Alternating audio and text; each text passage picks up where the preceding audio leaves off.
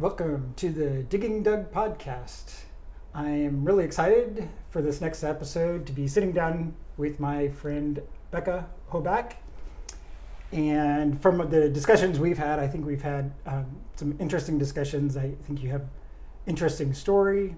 And so I'm been excited to sit down, and I've been thinking about doing this for a while, so I'm glad we're finally here and able to talk through some of what you do and some of how you got where you are now, from where you grew up and all.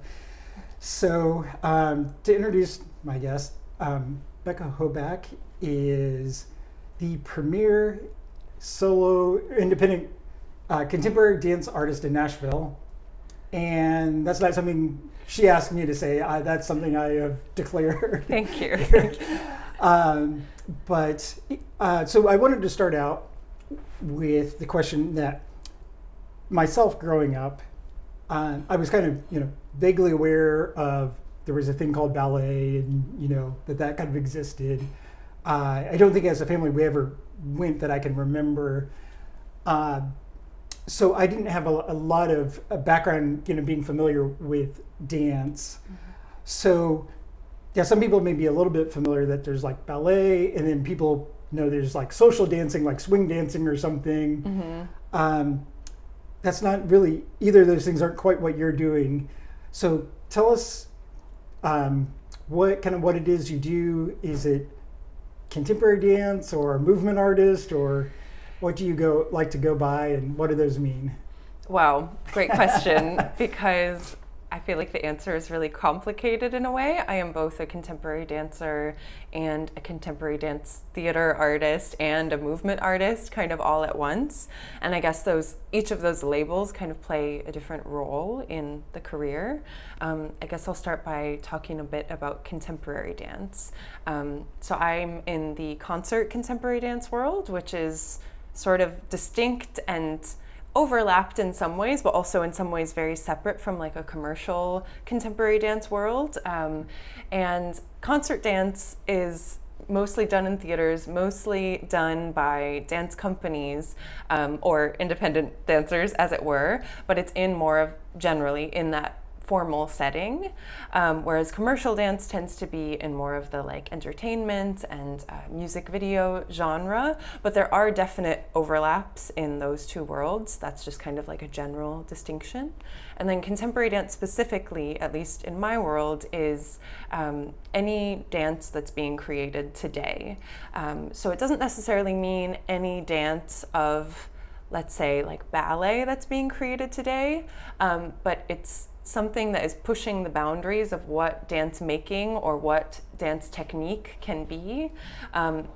And that is sort of, the guiding principle, I think, in contemporary dance. What's being thought of and generated now, giving reference to the past. For example, I grew up in the ballet world, so oftentimes you'll see some movements that are a bit balletic in my work, but that's just because, it comes from me naturally, because it is in my history of having worked as a ballet dancer before. So, and I like to use the term contemporary dancer, but also I feel like sometimes dance can be a very, a very scary term for some people, because there are all of these kind of preset expectations of like, oh, I'm a good dancer, or I'm not a good dancer, or like I don't have the grace, or I don't have the rhythm, or I don't have. So I like to, especially when I'm thinking about hosting movement workshops, I like to call myself a movement artist, because that is more accessible and more something that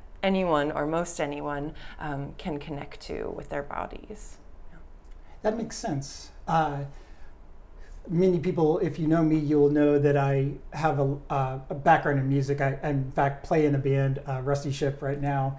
So I relate to that, the music side, and I actually got a music minor in college.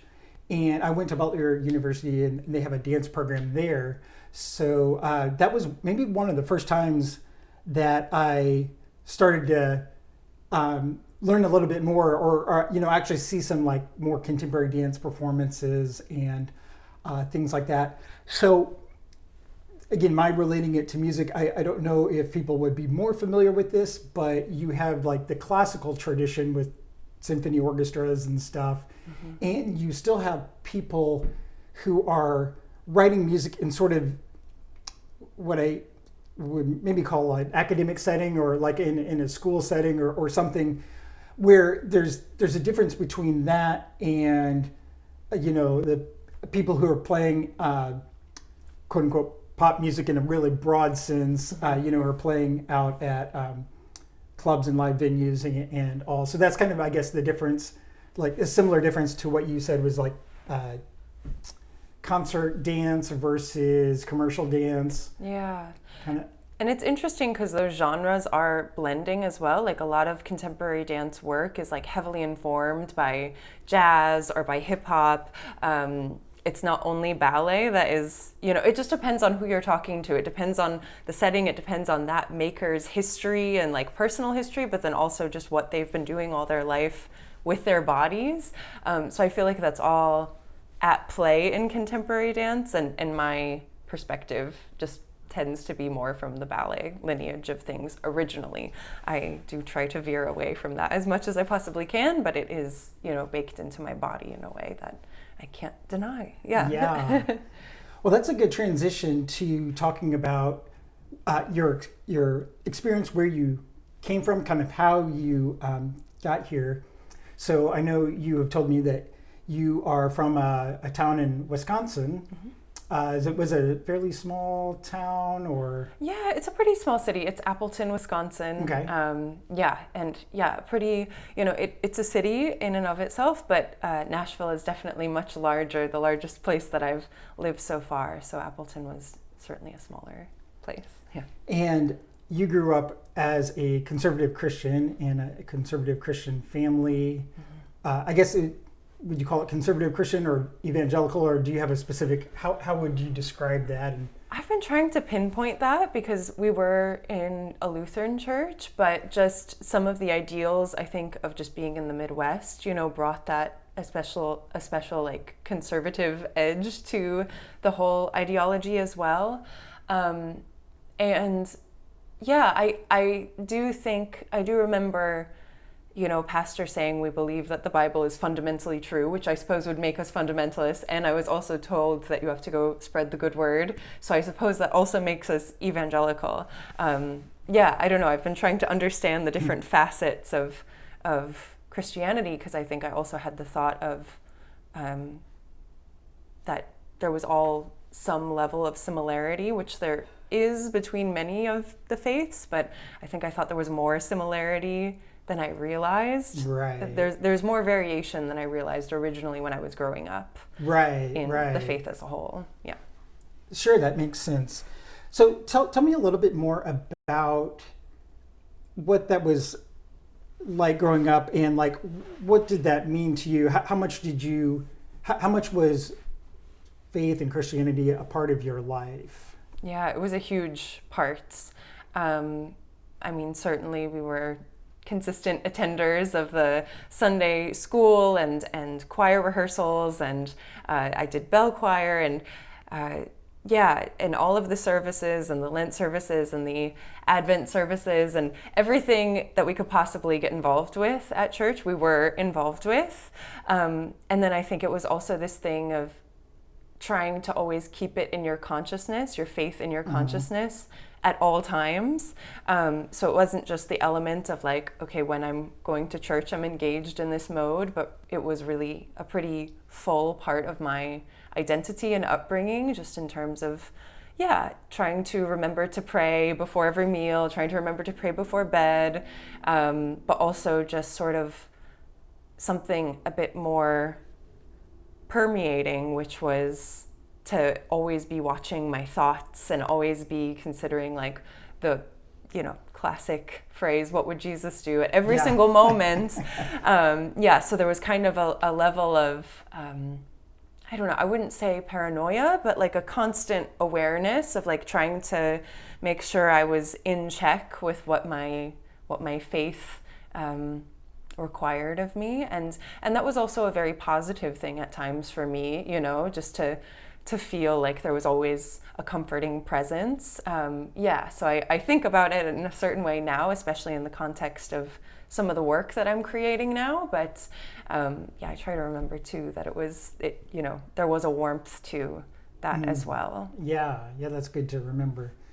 I wanted to talk about that and bring that up because, you had mentioned how there are more different like denominations or different types of Christianity than you realize. And I think it's important for people who are listening to understand that, what I've learned is there are some people who have a fairly casual relationship with Christianity where it's like, yeah, their family goes, they're Christian, but they just don't really think about it a lot, or it's not like a big part of their life. And so I know that's part of how we connected, or what we connected over is I have a similar background in that Christianity was very important to my parents. And so, we were always in church and usually had, in addition to Sunday morning, had Wednesday evening things going on and often a Sunday evening thing going on.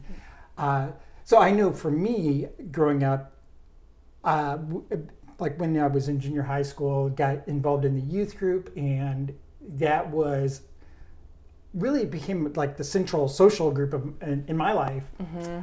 Were you a part of a youth group with your church? I was. Well? Okay. Yeah. No, it's funny that you say that because it was like youth group / church community, dance, and anyone I would meet in the studio, and then people in my classes was like my entire network of friends. But I would say that dance and church definitely were the most substantial friend groups, and kind of like your whole social life in a way.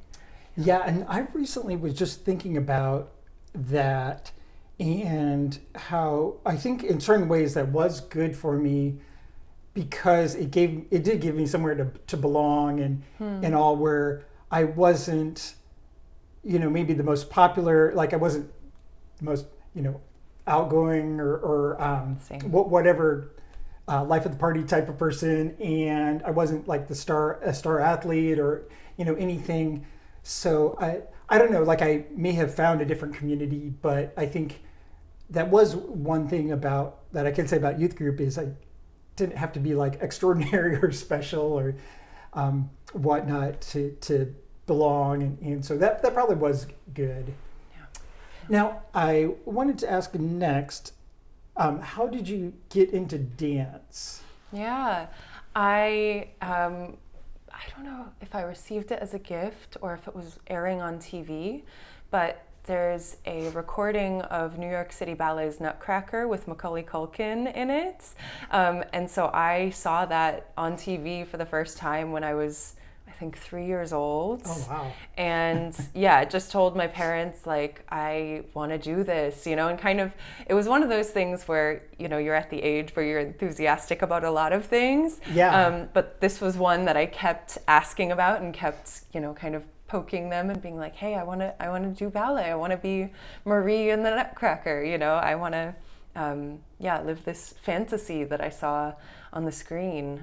So that was the very beginning, and then just kind of jumped around to different dance studios as I was progressing in my training and technique, and ended up at the most serious dance studio there is in Appleton, or at least that I knew of. And then just kind of catapulted from there. Going to summer intensives is a pretty common thing for students training in dance. So I got to go to the big city, to Milwaukee, for those. And then I ended up going to University of North Carolina School of the Arts for their high school program.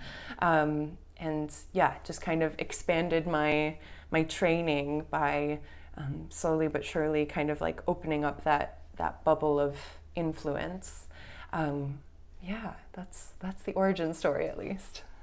I'm curious how or what point in time, if there was a point in time that you transitioned or kind of made a decision to pursue dance more professionally, because what I'm thinking is, a lot of girls will dance growing up, when they're younger. They enjoy doing that. but most of them don't pursue that as a career. So was I guess, what was that transition like, going from, girl, child, interested in dance, to you think you wanted to do that, you pursue that professionally? I think as soon as I knew that was an option, Yeah. I truly was just flabbergasted by the idea that, like, oh my gosh, I could get paid to dance. Like, that's the best thing I could imagine, because I loved it so much. And I mean, I think I was probably about 10 when I realized that, maybe somewhere between 8 to 10. And as soon as I knew that was an option, I was like, so I'm going to go for that then, I guess, because that sounds like the best thing ever. I think I knew it was something from the very beginning. I knew it was something that I wanted to pursue for a really long time, but I didn't know it could be done professionally. So that was an inspiring realization that really kicked me into gear with working even harder than I was already working. I'm curious also about how dance and church and your faith intersected. I was thinking back to my experience again, trying to relate, that I remember there being, on a kind of rare occasion at my church, they would have a few people do, they probably call it a sacred dance. Mm-hmm. But thinking back about it, I don't remember it being really embraced. I don't remember them kind of saying like, oh, isn't this great? And, this is a great way to, I don't know, praise God or whatnot. And I think it was, I guess my impression of it was more that, like, I think these people want to do it, so I guess we'll allow them to do it on a sort of rare occasion. And maybe this isn't quite so much the case with like the ballet type of dance, but I know with at least certain denominations of Christianity, they're very uncomfortable with the idea of dance, and specifically more social dance, I think, is what's in mind. But I guess what I'm curious about is, was there any tension there, or like how did those work together for you? Yeah, I mean, I remember feeling like my family was very progressive because they let me dance, So that's just an interesting thing to reflect on, because, I think, where you are on the scale of how sort of strict you are about some of the Bible's teachings about the body, you can, depending on where you are, your perspective can be totally different. I never got the sense from my parents at all that it was like, something that was sinful or wrong. They were very, supportive of me going for what I loved. And, they sure brought me to plenty of classes to prove that, and I'm very thankful. It definitely felt like there was an interesting connection between ballet and religion, in the way that we approached religion, at least. In its like strictness and its focus on purity and its focus on there being like one right way to do things, because the ballet technique is very codified. It's very sort of historical, set in stone, changing for choreographic variation, but the general base technique is very specific and very clear. There's a very clear right and there's a very clear wrong, and that was sort of the way that we approached religion as well, and approached the idea of sin. And it's interesting because the theme of purity is very much something that feels connected to both my religion and my history with religion, at least, and my history with ballet. There's this aim for something perfect, aim for something that's above just an ordinary human existence, something transcendent, which it's interesting because I think I've always felt some kind of spirituality within dance, and I think it used to be within the rigor and the strictness of it, and I still am very rigorous with myself, but my idea of what is possible is just so different these days as a contemporary dancer. So it's interesting to think about that history of there being this sort of innate understanding of the spirituality in my body, and and how that has shifted over the years. It's interesting from what you had described to me previously about ballet and the ballet tradition.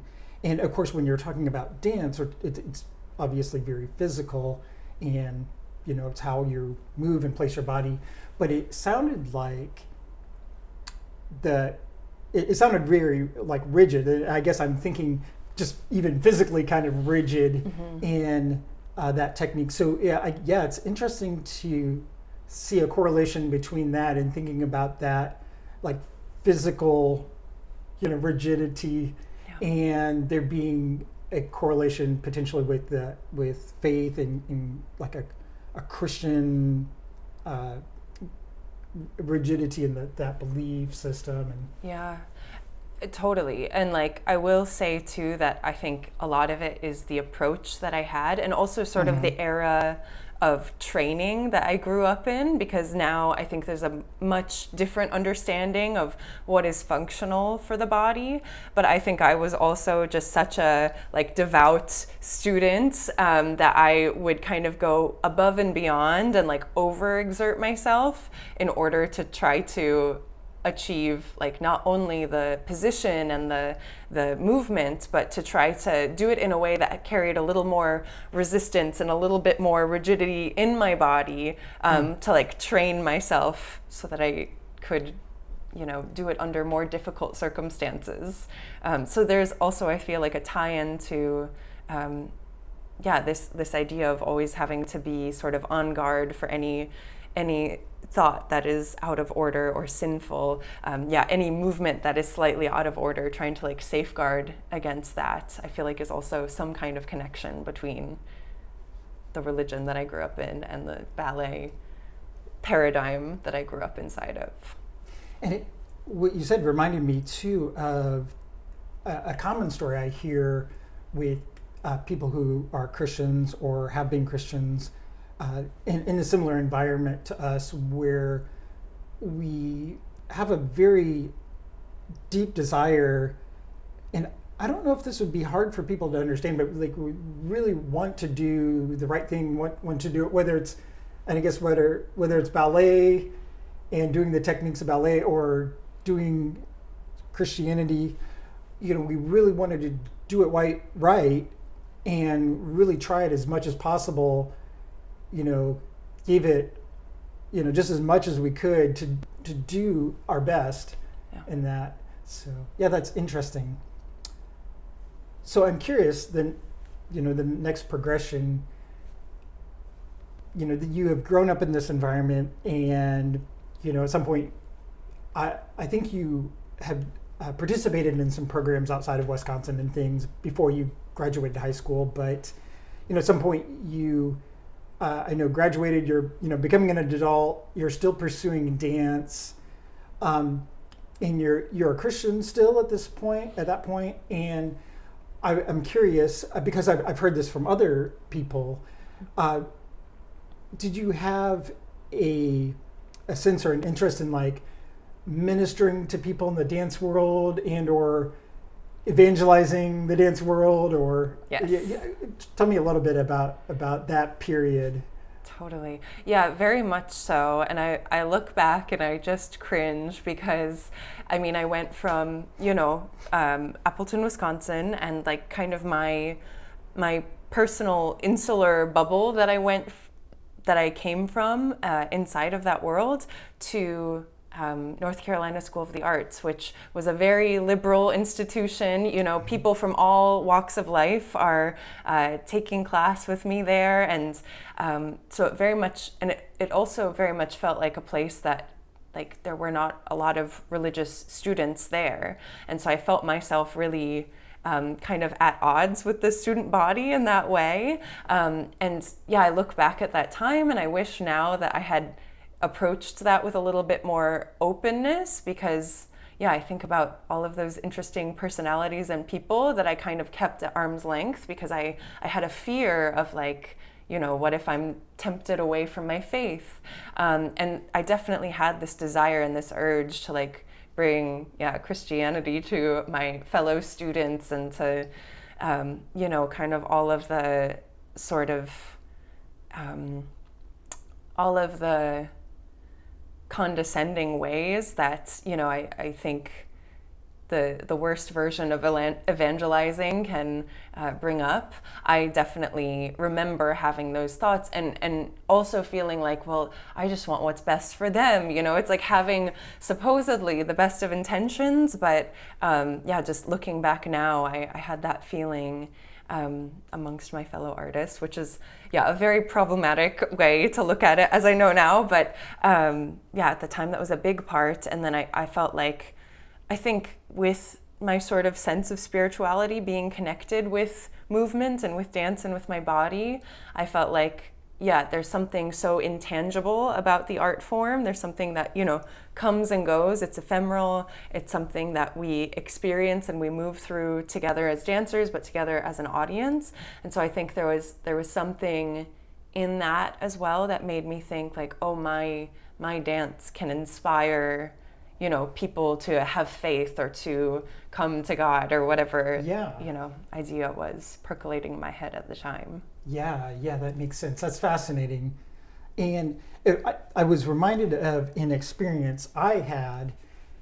And again, with people who, if they haven't had this background, it may be kind of hard to understand.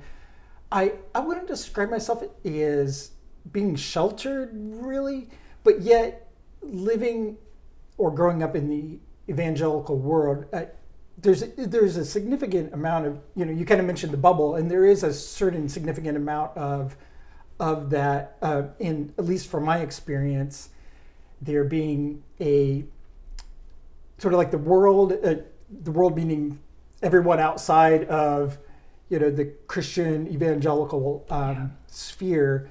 The world's kind of scary and dangerous and bad, and we've got to kind of stay away from that. So then, again, the youth group in a sense is part of that. It's like, okay, rather than doing things out there or whatever, do youth group stuff and do, church stuff. And so, again, well, I wouldn't say that I was exactly sheltered. At the same time, there is that kind of living in the bubble to a certain degree. And the story that came to mind is when I was in my fairly early 20s, I ran sound for a Christian hard rock band, and it was just a regional band in, I'm from Indianapolis, so a regional band kind of we played around Indiana. And we'd been playing quite a bit through this summer, and one of the concerts, like later in the year, I went backstage at one point and I saw our bass player with something. He was like holding on to something. At first I thought it was a pin, and then I realized he was smoking, and I was just so shocked. I couldn't believe. And now I think smoking, it's like, okay, that's kind of a minor thing, but because I guess I share that because it just gives an example of kind of that culture in transitioning from, again, this is a story for me of transitioning from being a kid in that culture to getting out and encountering more other people and life. And so totally. Even things that, looking at them now seem so minor, smoking. It's it's interesting because each of these actions and things were assigned, is this pure or impure? Is this sinful or righteous? And so there are so many sort of implications.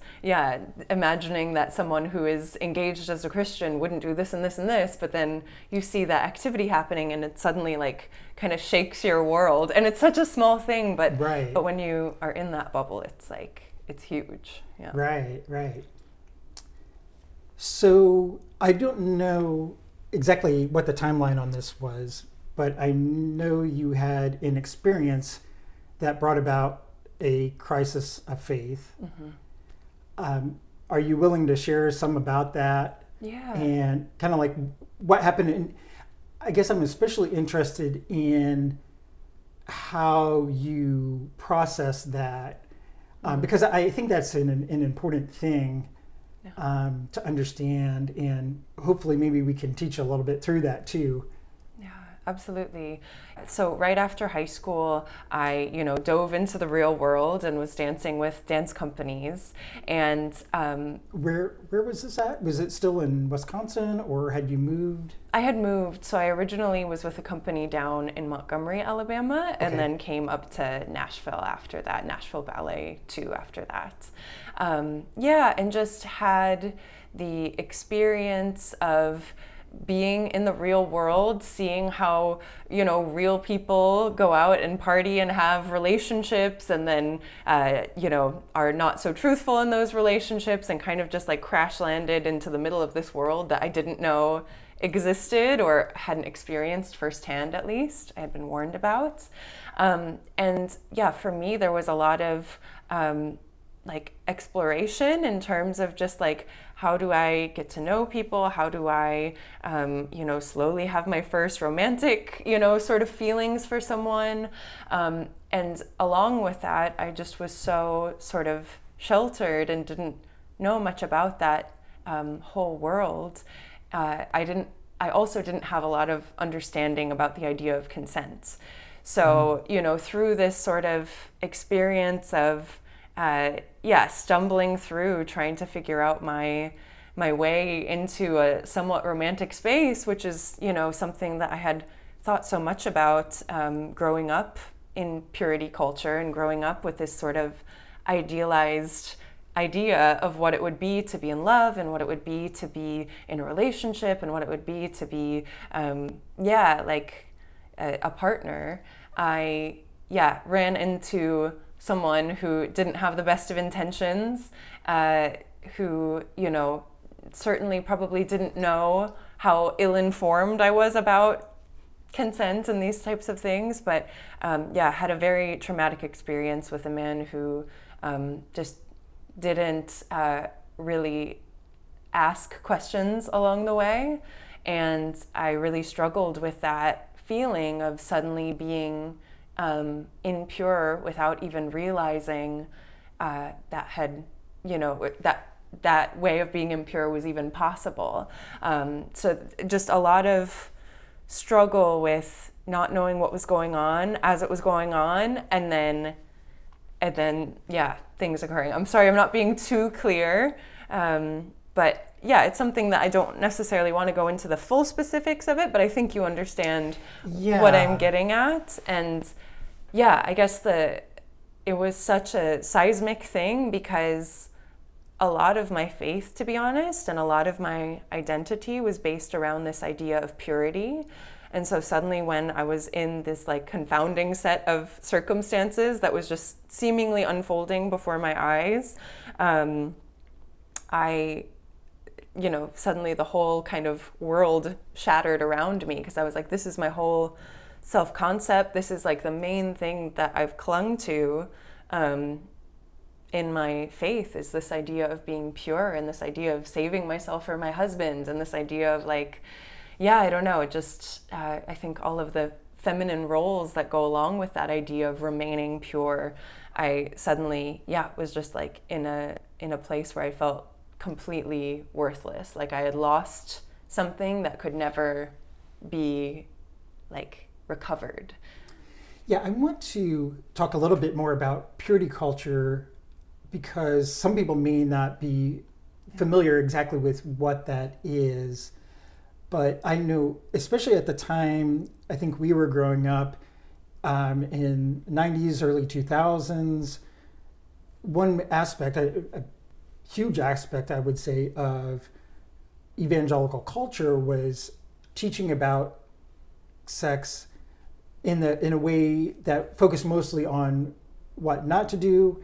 And it's called purity culture because there was a lot of focus on the idea that people, us students, but people in general, were supposed to be pure, whatever that means. In the context of talking about sex, it was the idea that basically the less you've done, the better.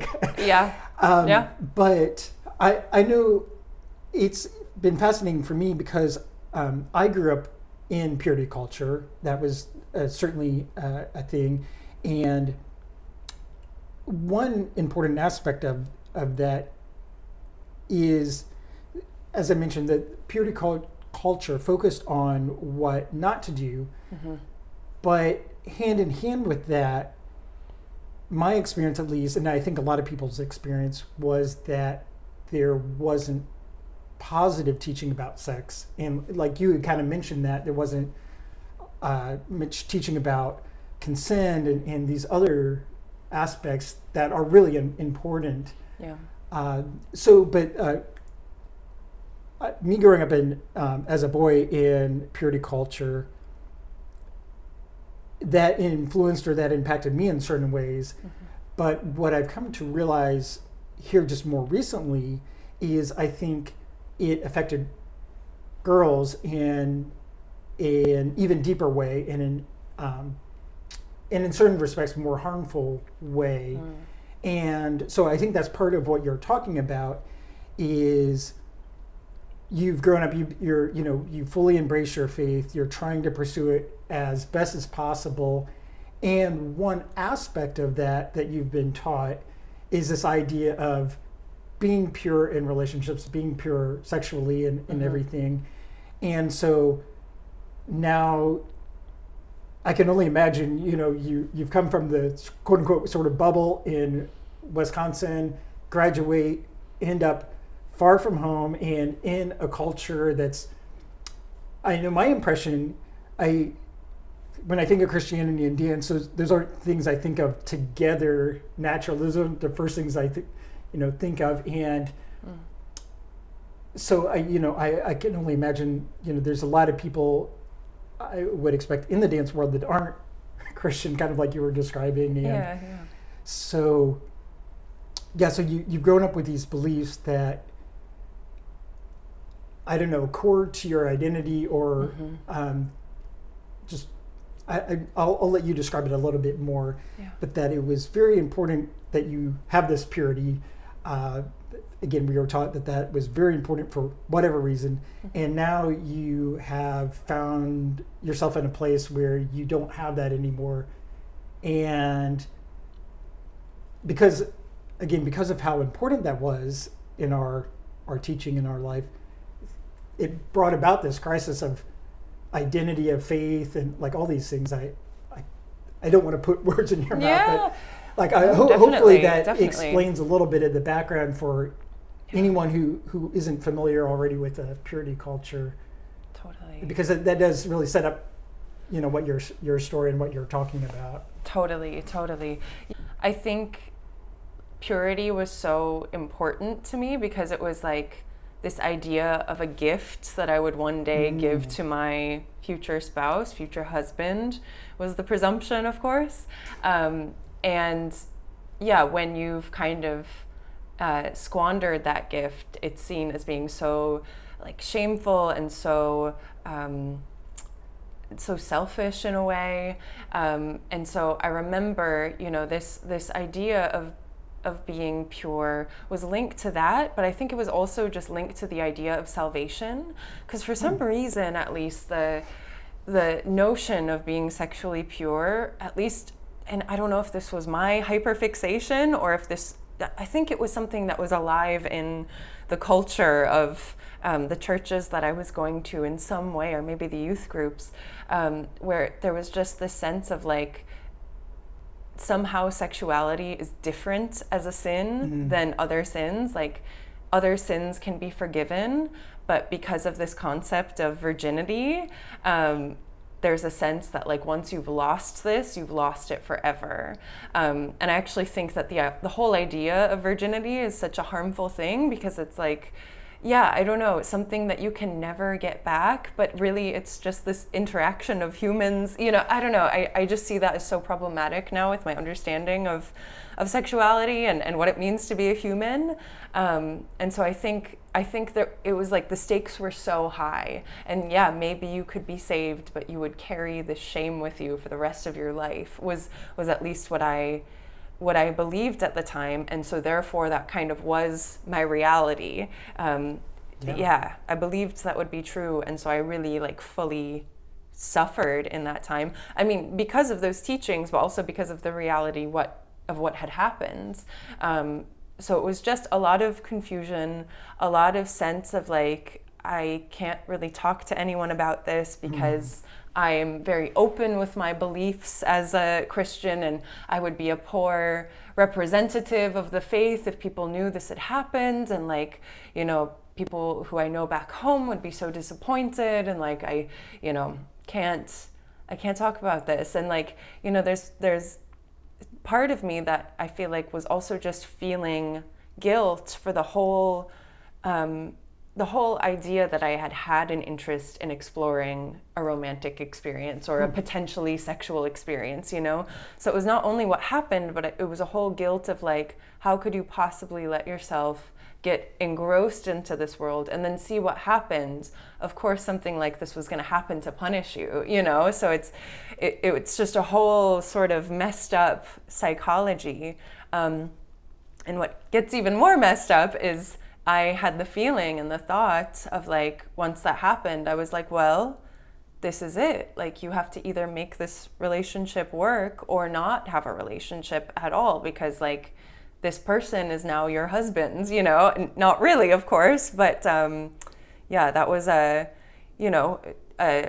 again, me trying to be as devoted as I possibly could be, and as I think scrupulosity is another thing, as scrupulous as I possibly could be, with staying true to the faith. That was like my extra imposed sort of self-punishment for even just getting involved with something romantic in the first place, which is all kinds of messed up, as I'm sure you can feel right now. Yeah. I know anyone listening, again, who doesn't have that background of purity culture and all, is probably thinking this is just like the most bizarre thing, and like how it's like almost, it's hard to believe in a way, because I know both of us have a different view on that now, but I will mention one thing that something you were saying that I've noticed is there are certain things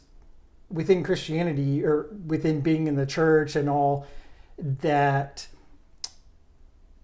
it's like no one may have ever said this specifically, but the message came across some way. And I think that some of what you're saying about purity culture was that way, where, yeah, maybe no one, like I'm sure no one ever said specifically something like, you can't be forgiven, because of course forgiveness is this key idea in Christianity. But, and this was another thing I realized only recently, is that the actual message of purity culture was, as you just talked about, that once this has happened, you can't be forgiven in a certain respect. Now, maybe in theory, you're forgiven of your sin or whatnot, but in practice, in practical life, practical reality, something has changed, something is fundamentally different. You are fundamentally not as valuable or worse than you were in some way. Yeah. And I think that was one of the most harmful aspects of purity culture, that obviously unintentional, but a result of that teaching. And I've heard this similar story from other women about how when something happened, even if it was non-consensual, they now felt that, again, they're somehow damaged, something's wrong with them. And again, one of the worst parts about it is how often they felt like somehow or another they deserved that, or later on after the fact deserved bad things or didn't deserve good relationship or whatever because of that. Yeah.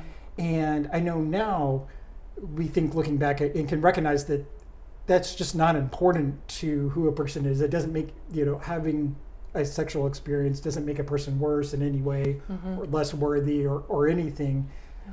But that culture, that's the message we got, whether it was directly spoken or not. That's definitely the message from purity culture. So I am glad and do want to share that because I think it's important that people can be aware of that message in order to avoid it, and to recognize that message that, whoever you aren't worthy of being treated well or whatever, that's just false. That's wrong. Totally. And it is one of those things that feels like it was connected to somehow the culture of that era of fundamentalist belief in the US. And less so directly a part of the doctrine. There are allusions to how you should or should not be a sexual person in the Bible, but so much of that specificity, it just came from the fear of that time of, whether it be teen pregnancy or, other social issues happening at the time. It's just, it felt so connected in a way to also our like American society and some of the fears and like politics that were swirling at the time, and less directly connected to any sort of like historical doctrine. Right. Yeah. Now, from what you were saying, after you had this experience, you are trying to hold on to your faith, but clearly going through a lot of turmoil. Yeah. Again, I can only imagine. Yeah. And so, again, kind of what happened, because I know you didn't stay in that same place. How long did you hang on to your Christianity, and like how did things transition over the course of time? Yeah, it's a great question, because I just tried to keep on keeping on for a long time, and filled my schedule as much as I possibly could with dancing and working various side jobs, and just trying to keep myself busy. That's always been a coping mechanism of mine when I'm struggling. I'm super busy in general, even when I'm not struggling, but when I am struggling, it helps to be super busy. Yeah. So you don't have to think about things. You're too busy to think about it. Exactly. And during that period of time, I was trying to go to different churches around the city just to get see if I could find that spark again. But my faith, was so connected to this idea of purity. And I think slowly but surely I started to feel outside of those old ways of thinking, and it's just really basic things of people being kind to you and becoming your friends, and teachers or choreographers believing in you, or just these little sort of acts of kindness that are kind of against the narrative that I was telling myself, which was you don't deserve anything good because you've done something so bad. It's just those little cracks that I think that started to form that allowed me to just move on more effectively. I will say at this time as well was when I was first introduced to this sort of form of contemporary dance that I now do. So I think there is some kind of connection between that sort of mental plasticity that I was developing and understanding a totally new way of thinking about dance, and trying to also understand where I had come from and where I was now, and how those two places were so different. I could feel the difference, but I couldn't really put words to it. And I think the journey of just moving from something that felt more strict and rigid in my body to suddenly this whole new world of oh my gosh, there are so many possibilities out there of this could be wrong in a ballet setting, but I could do this in a different setting. And just being inspired by watching different dance companies from around the world that were in this new and exciting genre that I was inside of.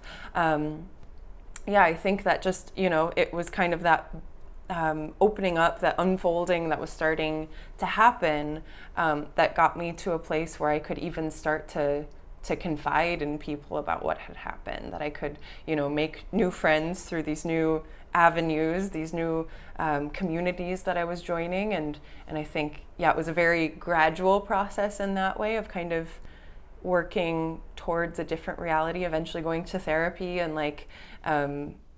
talking through some of the teachings and things that I was working through. But I think it's something that, I'm still processing today on some level, because Sure.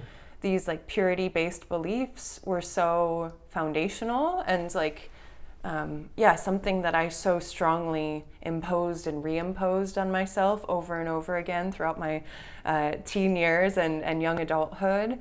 So it's something that I'm still thinking about and still trying to work through and see where my blind spots are that I don't even realize, that's a belief that probably belongs about a decade ago or 2 decades ago now in your life, Yeah. I mean, that will always be our background and part of our story, and so always influence us to some degree on that. But that brings a good transition to another question I had, and that is, you have talked about, and you practice, you teach some classes called physical processing. And when you first talked about that, when I first heard you kind of talk about this, it kind of blew my mind, because I had never thought of that. I'm an internal processor, so when I process something, I'm thinking through it in my head, in my brain. And I know other people maybe process things by talking through it, or there's different ways, but I'd never thought about processing something physically. So tell me a little bit about that, what that means to you, how do you do that, or whatever. Great question. And I feel like it's going to be different for each person, of course, but I feel like when I started doing more independent work and really thinking about what is my interest and my voice as a creator, and what am I drawn towards just as a mover, what does my body want to do, how does it want to move. I've spent so much time doing other people's choreography and in these different dance techniques, what do I want to do? And the thing that I found so many times just improvising alone in a studio was how much emotion came up when I moved my body. And especially when I moved my body with varying levels of speed or varying levels of either resistance in my muscles or imagining resistance in the air around me. And so that was kind of the spark of interest that made me think oh wow, so much comes up, and I can dial up or dial down this feeling based on these different prompts. And so how can I dig deep into these things that I know are on some wavelength, still processing in my brain.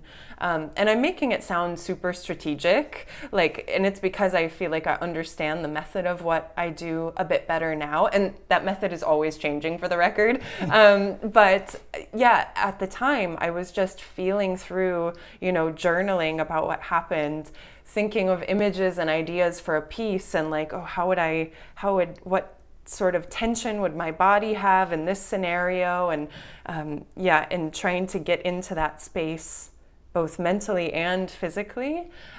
So it was a messy process to get to a place where I even partially understand what I'm doing.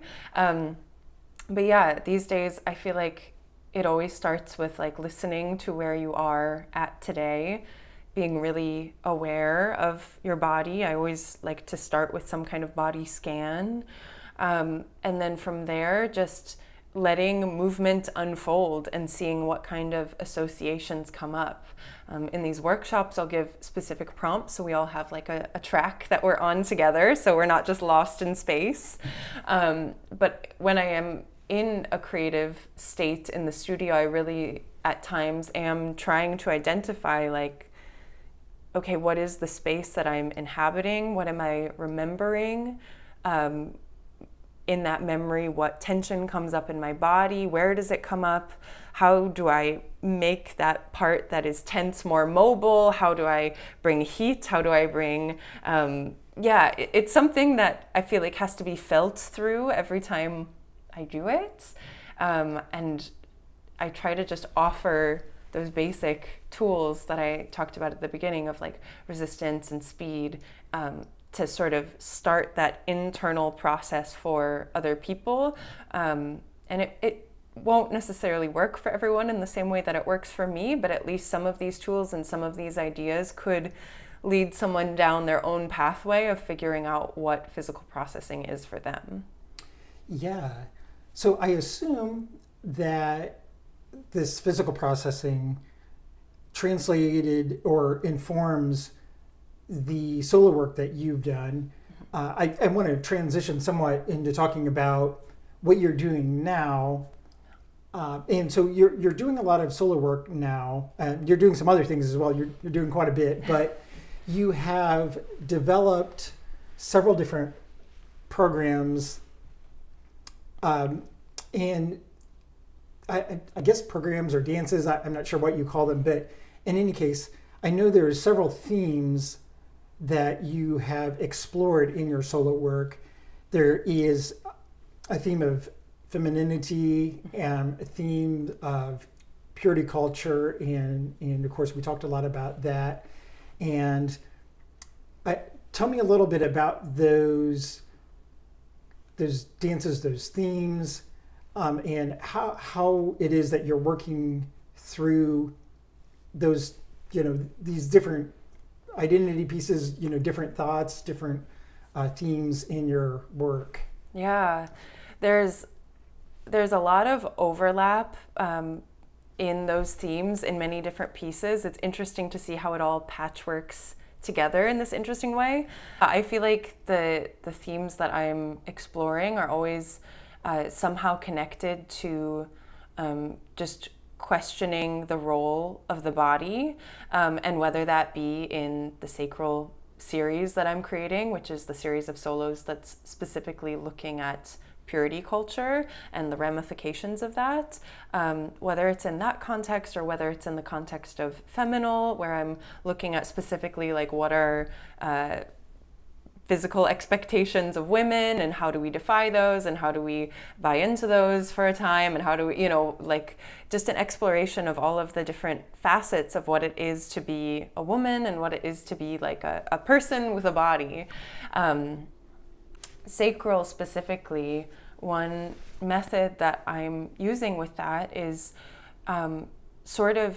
it depends on the section of the piece, but in one section of the piece called Initial Descent, I'm sort of revisiting different states that I've been in within the faith and loss of faith journey, and within reckoning with this notion of purity in my body. So there's one section of the piece called Revocation, where I'm kind of reverting back to like an older, more stern, more structured, more strict version of myself. And I'm finding like what are the parts of my body that are stuck and that are held in place as I'm doing that. What kind of movement, what kind of speed, what kind of gestures just naturally come out of trying to re-embody that. And it's interesting with sections like that, because I do end up feeling and I think appearing very empowered in my body in those sort of actions. But I think that's another theme that is coming up a lot in sacral, is like what are the many different types of ways that power can feel and power can look like in one's body, because towards the end of that section and in another section called Summation, I'm really trying to incorporate the full use and the full movement of the center of my body, which was something that just felt like it was so kind of restricted within a ballet context where I was trying to keep my shoulders square over my hips, but also something that felt very restricted in terms of like, yeah, motion in the center of the body felt still in my brain like an inherently sexual thing. And so I feel like I'm teasing out in different sections of sacral, how can I, make use of this full sort of span of my body that I've kind of, I've either restricted or ignored or locked down for so long. It's another process of feeling through those, like, what does my body need? What hasn't yet moved? What haven't I yet focused on? How do I draw people's focus to these different parts of my body that are moving, that have never moved before? Things like that are just sort of concepts and ideas that I'm playing with. And I think with each, the whole piece, sacral, is probably, I want to say like, I don't know, maybe 15 different small parts, and some of them are, well connected and well strung together, and some of them can just stand alone. And it's almost like each of those parts are a different room that I can enter and experience a different part of the process of, this journey from where I was to where I am now. And that feels like it feels empowering to be able to step into each of those rooms and, feel them out and have empathy for them and have frustration and anger for them. It feels like a very cathartic experience to be able to go through the cycle of them all, I guess. So you're very active right now. You have I don't know if you call it an organization, but you have Enactor Productions that you have started. What is that? Great question. Yeah, so Enactor Productions is really just a title that I'm making work under. It's not a formal organization or anything like that at this stage, but it's just my independent dance efforts, and specifically the projects that I'm collaborating with on some level, or producing myself. And I try to really curate the works to be centered around this focus of like processing life experiences in the body and embodying transformation through that. And something that I feel like I've identified recently is I really also value works that push against some kind of repressive or regressive way of thinking, to just open up possibility in the mind and the body, in the identity, in hopefully in the world to some capacity, because that feels like it's been present in my work throughout the years, but it's not something I've clearly identified until recently. And I produce solo shows. I try to produce community events whenever possible. I kind of put my choreography under that umbrella as well, just because I find that my group works that I create on commissions for other companies and other schools are very much linked with my solo works. I almost think of them as almost sister works to each other, because the themes are very similar, even though the pieces are very visually different sometimes. And I feel like it's this interesting conglomeration of these many ideas and projects that sort of overlap in some ways, but hopefully also carry their own identities on their own. That was a very unclear answer, but you can tell it's a very nebulous sort of thing, but I like the flexibility that offers with like being able to follow the creative impulse where it's taking me. Yeah, I want everyone to get a sense of the maybe extent or scale of what you do and are involved in, because I know we've talked about that you're a dancer and do these different things, but I'm not sure people will really have an idea of just how much you do. I know you teach classes, you sometimes teach classes for other groups, sometimes organize your own. You have worked, you've done like residencies, you work with colleges and different other programs. You are involved sometimes in certain other groups, like Pi Dance is one local group that you dance with. You also do your own solo work, both here in Nashville and abroad. You've danced in Turkey and Belgium, I think it is, or? Sweden, mostly, yeah, Sweden and Turkey are probably the places that I've frequented the most, but. Yeah, the couple of dance festivals at those places. And Yeah. No, I feel very lucky, and like it feels very abundant to be able to engage with the craft in so many different facets and so many different ways. And I love the rigor of balancing a lot of creative ideas at the same time and seeing where they overlap. I love getting to work with my local artist groups and try to boost independent projects that I feel like are bubbling and ready to go, but just need a little boost and a little sort of structure to make something really happen. You're really trying to support the dance community and or just the dance culture, I guess you could call it, here in Nashville, and represent Nashville abroad, both of those aspects, which is great. And one of the things I think Nashville is so great about Nashville is that it does have a great creative culture. And of course, Nashville is known for music, but there's so much creativity beyond the music. Obviously, a lot of great musicians here, but there's a lot of great performing artists. There's people who are making films. There's just like any kind of creative outlet, artistic outlet you can think of. There's people doing it, and it's great. So I am glad that you're a part of that and supporting, arts in Nashville. I wanted to ask, where can people find information about you and Enactor Productions and all of that? My website is beccahoback.com. So if you want to follow along, you can find links to, my newsletter, videos, Instagram. I probably post the most on Instagram and my Facebook page if you want to keep up with like current events of what's happening this week or what's happening in a month. But generally the website has just more general information about the themes of what I'm creating and sort of the different repertory pieces that I'm working on, the different collaborations I've done.